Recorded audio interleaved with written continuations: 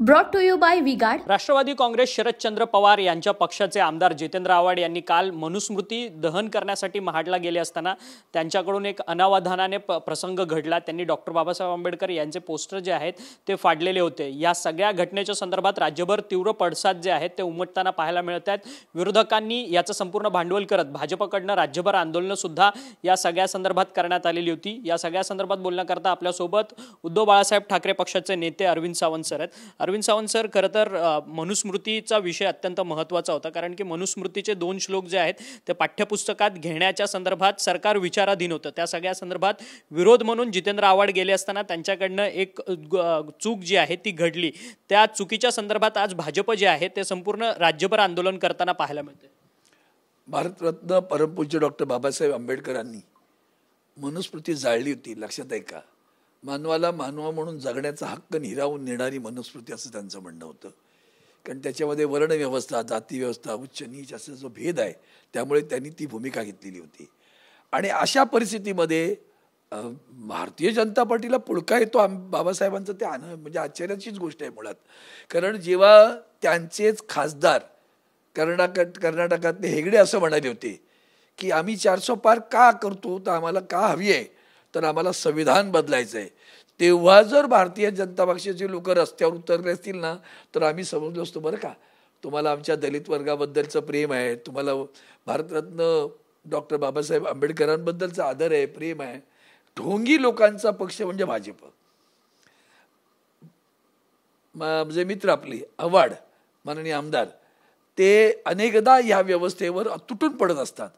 काल तुमच्याच बोलण्यामध्ये जसं आलं, अनावधानाने त्यांच्या हातातनं तो एक राग व्यक्त करता करता ते फाडलं गेलं। त्यांनी जाहीर माफी मागितली, कारण त्यांचे विचार आणि ते फाडणं याच्यातला फरक लक्षात घेतला पाहिजे आपल्याला। आणि म्हणून ते अनावधानाने घडलं, त्यांनी जाहीर माफी मागितली। तुम्हाला राजकारण करायचं आहे, मग तुम्ही त्या मनुस्मृतीबद्दल का गप्प आहात? तुम्ही जेव्हा हेगडे म्हणाले की आम्ही संविधान बदलणार आहोत, तेव्हा तुम्ही का गप्प बसलात? बाबासाहेबांबद्दलचं तुमचं प्रेम किती आहे ते ओतप्रोत भरलं सगळ्या जगाला माहिती आहे। त्यामुळे तुमच्या या ढोंगानं समाजामध्ये काही क्रांती बदलली असं समजण्याचा जो तुमचा गैरसमज असेल तो दूर करा, लवकर भानावर या आणि जागेवर राहा। उनका बैकअप सिर्फ कल तक और हमारा चांद तक। हमारा नेता कैसा हो जो नॉन स्टॉप बैकअप दे वैसा हो। अब की बात वी गॉट इन्वर्टर बैटरी का चमत्कार। खरं तर सर, एक वेगळा विषय आहे। पुणे हिट अँड रन केस प्रकरणामध्ये आता वेगवेगळे रोज खुलासे होताना पाहायला मिळतात। वैद्यकीय शिक्षण मंत्री हसन मुश्रीफ यांच्याकडनं सापळे आयोग देखील तयार करण्यात आला। त्या आयोगाकडनं एक संपूर्ण माहिती देण्यात आली आणि त्यानंतर जे ससूनचे डीन आहेत विनायक काळे यांना देखील सक्तीच्या रजेवर पाठवण्यात आलं। परंतु विनायक काळे यांनी माध्यमांसमोर येऊन एक गंभीर सवाल उपस्थित केला आहे की मंत्री महोदयांनीच स्वतः अजय तावरेंच्या ह्या संपूर्ण पदनियुक्तीसाठी जे आहे त्या पत्रावरती शेरा मारलेला होता, त्यामुळे मी ती नियुक्ती केली असं त्यांचं म्हणणं आहे। बरोबर आहे ना। शेवटी माननीय मंत्रीने कोणी असू द्यात, त्यांनी जर एखादी गोष्ट चक्क लिखित दिली असेल की त्याची अंमलबजावणी करा, तर ती अंमलबजावणी करणं त्या एक्झिक्युटिव्हचं काम आहे। जबाबदारी मात्र मंत्र्यांची आहे, लक्षात घेतलं पाहिजे। याची जबाबदारी मंत्री, आणि आत्तासुद्धा मी बातमी ऐकतोय की त्यांची बदली मुख्यमंत्री कार्यालयातून पुन्हा थांबवण्यात आलेली आहे तावरेंची। ते 10-10 वर्ष एकाच जागेवर आहे, तेही कळतंय। ससून हॉस्पिटल इतकं बदनाम होतंय आता की तो काळ, म्हणजे जेव्हा अगदी मीना कुमारीचा अपघात झाला होता की आणखीन काही घटना अशा घडल्या होत्या, ससून हॉस्पिटल म्हणजे लोकांना एक अतिशय विश्वासार्ह संस्था, विश्वासार्ह हॉस्पिटल, रुग्णालय असं वाटत होतं। त्याची विश्वासार्हता गेली। तिथे मिळणारे इलाजसुद्धा बरोबर आहेत की नाही माहिती नाही। तिथं ड्रग्सचं मधल्या काळामध्ये जे काही प्रकरण घडलं ते सगळं भयानक आहे ससून हॉस्पिटलच्या, आणि याच्यामध्ये याची सखोल चौकशी व्हायला पाहिजे।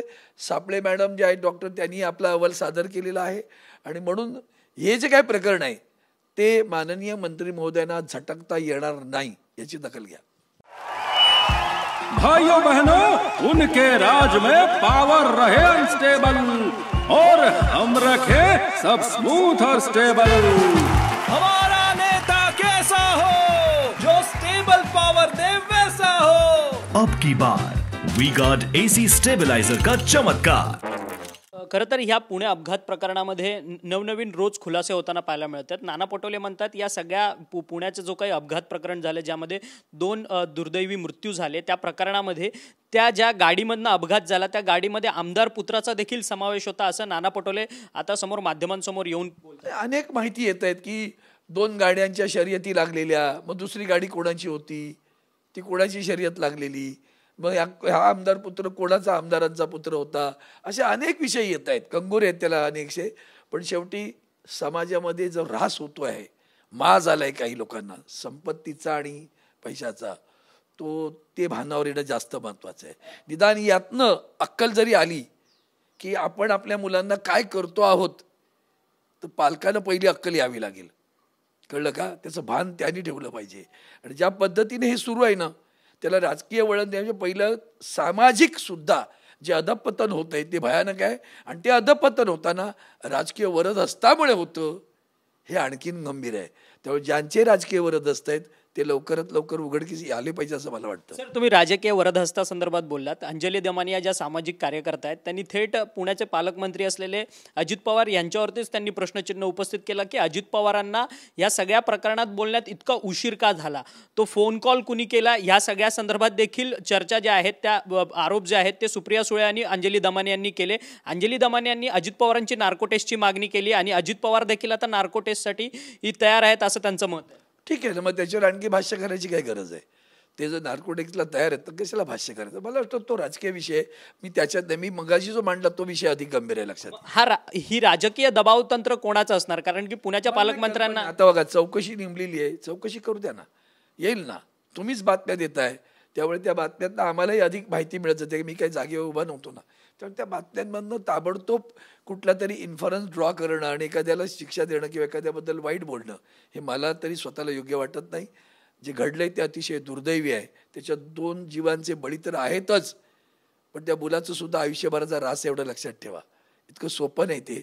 आणि ते द ग्रेट कोर्ट आमचं निबंध लिहायला सांगणार, त्याच्या विद्वत्तेला पण मी नमस्कार करतो. बरं, तुम्ही विद्वत्तेला नमस्कार करताय सर, पण ठाण्यात देखील हीच परिस्थिती आहे. ठाण्यात आता ड्रग्सचा सुळसुळाट होतोय आणि ड्रग्स कुठे कुठे भेटले जातात या सगळ्या संदर्भात आता मनसेचे नेते अभिजित पानसे यांनी व्हिडिओ ट्विट केलेला आहे. आणि जे मुख्यमंत्र्यांचं शहर आहे ठाणे, त्या मुख्यमंत्र्यांच्या शहरावरतीच ठाण्याच्या संपूर्ण राजकीय गोष्टींवरतीच अभिजित पानसे यांनी टीका केली. चिवचिव करण्यापेक्षा ट्विट तुमच्या मित्राच्या कानात सांगा ना, जरा मित्राला सांगून द्या, तो पत्र मित्राला द्या. तुम्हाला मी सांगतो पानसे साहेब, तुम्ही जा नागपुरात जाऊन बघा बरं मेडिकल कॉलेजेसमध्ये. मी हे जाहीरपणे सांगतोय, नागपूरमध्ये प्रचंड ड्रग्सचा वापर अगदी मेडिकल कॉलेजेसमध्ये सुद्धा होतोय. त्याची गंभीर दखल घ्या. कारण तिथं सुद्धा एका पालकाने मला सांगितलं, डॉक्टर पालकानं, की तिथं काय चाललंय आणि काही सरकार करत नाही आहे. ह्यांचे लागेबांधे आहेत त्यामुळे त्यांच्यावर कुठली कारवाई होत नाही आहे. नागपूर हे सुद्धा आता भयानक या बाबतीत पुढे गेलेलं एवढं लक्षात ठेवा. खरं तर लोकसभेचा निवडणुकीचा निकाल 4 जूनला लागणार आहे. तुम्ही स्वतः देखील दक्षिण मुंबईमधनं निवडणूक लढवत होता, 2दा खासदार आहात, तिसऱ्यांदा आता तुमच्या विजयाची उत्सुकता तुम्हाला वाटते का? आणि काय विश्वास आहे तुमच्यामध्ये? मला विश्वास आहे. विश्वास आदरणीय उद्धवजींच्या कर्तृत्वावर आहे. विश्वास सर्वसामान्य मतदारांचा आदरणीय उद्धवजींवर असलेल्या विश्वासावर विश्वास आहे. आणि जो काही थोडासा माझं गुडविल, मी जे काही थोडं काम केलं त्या कामामध्ये माझा जो कनेक्ट होता लोकांशी, त्याच्यावर विश्वास आहे.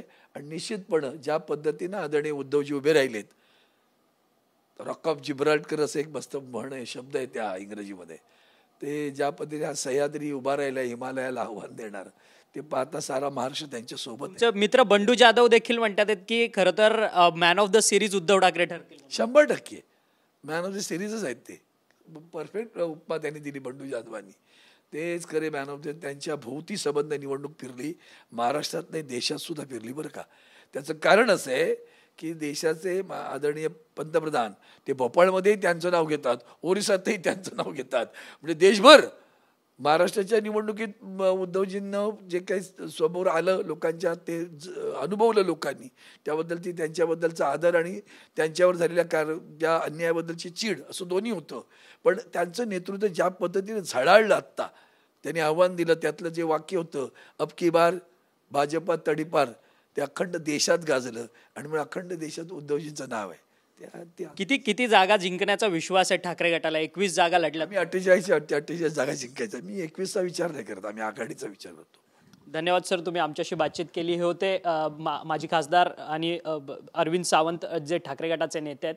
त्यांनी सांगितलं की विजयाचा विश्वास नक्कीच आहे आणि उद्धव ठाकरे हे मॅन ऑफ द सिरीज आहेत, कारण की ज्या पद्धतीने मोदींना आव्हान देणारं एक देशभरातलं एक मोठं नेतृत्व म्हणून उद्धव ठाकरेंकडे पाहिलं जात आहे. सातत्याने मोदी देखील उद्धव ठाकरेंवरती बोलतात. त्यामुळे या संपूर्ण लोकसभेच्या निवडणुकीमध्ये महाविकास आघाडीचा विजय जो आहे तो निश्चित होईल असा विश्वास जो आहे तो अरविंद सावंत यांनी आपल्याशी बोलताना व्यक्त केला. Journalist Milind Akshay Mankani, TV9 Marathi, Mumbai.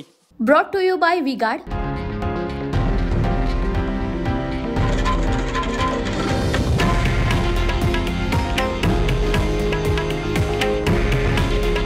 हे आहे देशातील नंबर 1 न्यूज नेटवर्क आणि आपण पाहत आहात TV9 मराठी. काळजी तुमची, हित महाराष्ट्राचं.